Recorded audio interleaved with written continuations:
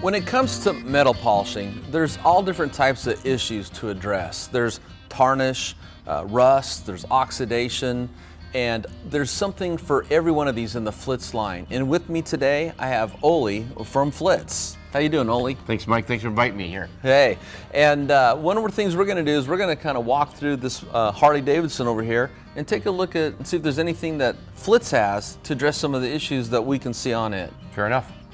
First of all, let's go walk in front here, because when I came into the studio here today, I right away noticed a rust. Yes. Now, of course, that's pitted, and let's face it, you know, we have good products, but you can't take away things that's pitted and corroded. And this is real common on Harleys too, especially in a coastal environment like we are here in Stuart, Florida. Exactly. Salt water, you know, it's always going to happen. Yep. So what I want to demonstrate is how we can take off the heavy rust and then polish it and protect it at least for a period of 2 to 3 months. Sure. So the pitting will still be there. You'll see little pimples. And what I'm going to start with first, what I brought along today is a product called calcium lime rust remover. Now basically this chemical is very similar to like an acid. Okay. And I always tell people this is a great product, but like anything else, you gotta read instructions and you need to rinse it when you're done. Now this chemical, when you spray it on, is safe on paint, safe on fiberglass, safe on decals, everything like this. The only thing is when you're done, we're gonna rinse it. That's all, that's the only difference. As soon as water hits it, it'll stop working. The reason I sprayed on you earlier is starting to dissolve the rust right now. Now there's 2 things you can use. You can use your fingers, because Okay. it is chemically actually safe, and you can see how the rust is starting to break down just Sure. from my hands. Yeah. But what I'm going to do is use either an abrasive pad, like a white Scotch-Brite type pad, or this is one of your Merca pads that you guys sell as an ultra-fine abrasive. And what this does, this helps knock off a lot of the pitting and corrosion. The kind of that rust slag that starts to build up there. Exactly. And you can see it here. I'm going to get one extra shot. And you can actually see the rust right in this piece over here. So as I spray this on, this is very effective on taking off the real nasty stuff. And that's why you want to use something like this first. Now as I'm doing this, and I'm getting the pitting, you're still going to see the pimple, but you're going to see all the rust disappear. Yeah, and one thing I know is by fixing this, it's going to look better, but like you said, you know, we're not going to fix the underlying problem, which is the rust, but at the same time, most guys don't have the ability to remove the part and chrome it themselves, so this is something they can do. Exactly, and it's a good fix. Now once I've done this, let me take some water here. Now we're going to rinse it down really good. And that of course takes off all that chemical. That looks much better already. It does. Some people, in fact, they just use the cleaner and that's about it. But you really do want to polish it for several reasons. Number one, to protect it. But then also you still want a little better finish, as you can still see some rust inside here. Yeah. So what I'm going to do, I'm going to take the Flitz polish.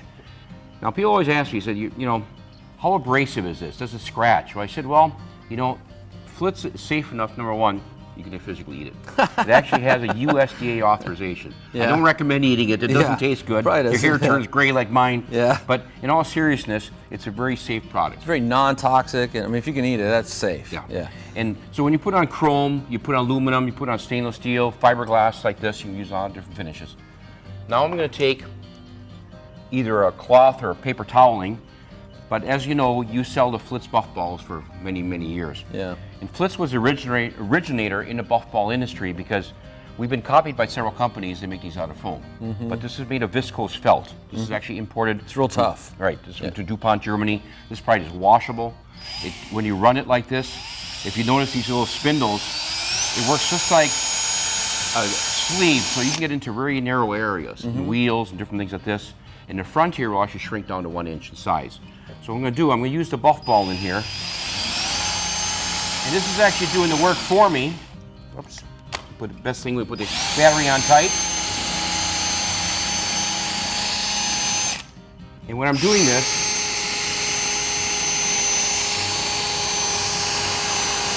you can really see how the chrome pops up that way again. Yeah, it's starting to look like a mirror again. Exactly. Yeah. And when you're all finished with that, you can simply take a microfiber and give it the extra little polish, and you're finished.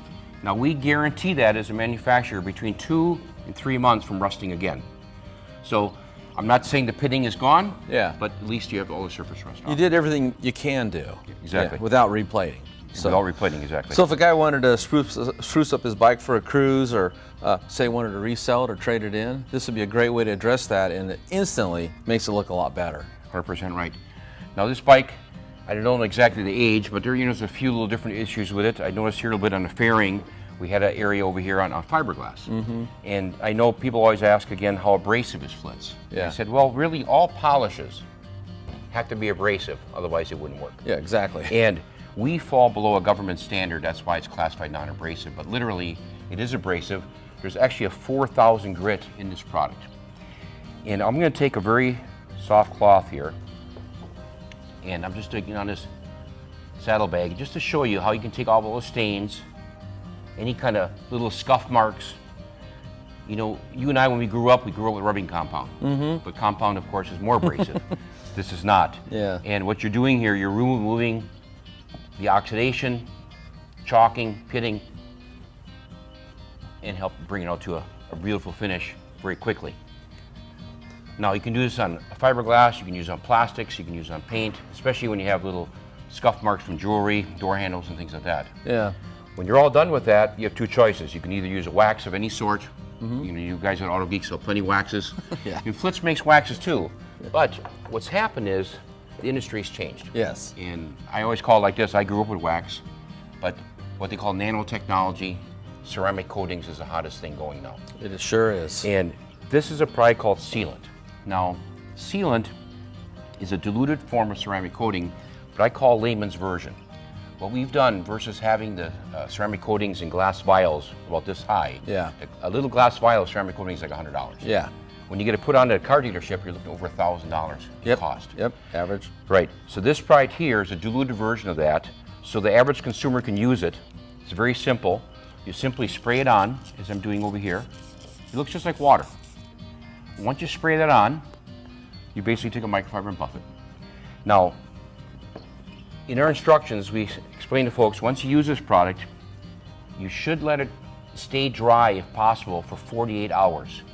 Because when you let it stay dry, it actually will coat and it sort of crystallizes. And in 48 hours from now, it really grabs on that fiberglass or plexiglass, whatever you're using. The protective coating is so good, well, you can feel like this, but more importantly, when you put it on, you get 1 year as far as protective out of it. Yeah, well, that's really good protection, because the wax typically won't last that long, especially, you know, in a high wear area like this. You know, we've done some testing, even especially on black, especially here in Florida. When a black paint, how hot does it get? 140, 150 degrees? 160, 165, easy in the sun. Wax will melt at that. Yeah. So no matter how good of a wax is, especially even like a Carnauba, which is a great wax, it will melt at that time. And that's why these new synthetic coatings really are the bomb. Yeah, they're a lot more durable. There's actually all kinds of really nice features about them. The self-cleaning effect, the hydrophobic surface they create, so they wash faster, dry faster. But mostly they last longer on the surface. And how I explain that to people is, if it's there, it's protecting. Okay. If it's gone, it can't protect. So longer lasting does mean longer protecting. Exactly. You know, and the tests that we've done, we explain to folks it's good for 1 year, but if you're going through a car wash every week, Yeah. you're not gonna get a year. You'll 7 to 8 months is what you can realistically expect. I'd like to see a guy take this through the car wash. Yeah, this one goes through a car wash. For more videos like these and how-tos, subscribe to our YouTube channel. That does look nice. One thing I noticed is how slippery that feels now. Yeah. Yeah, it brought the metallic flake too. It looks pretty. It does. At least that side of it does. There you go.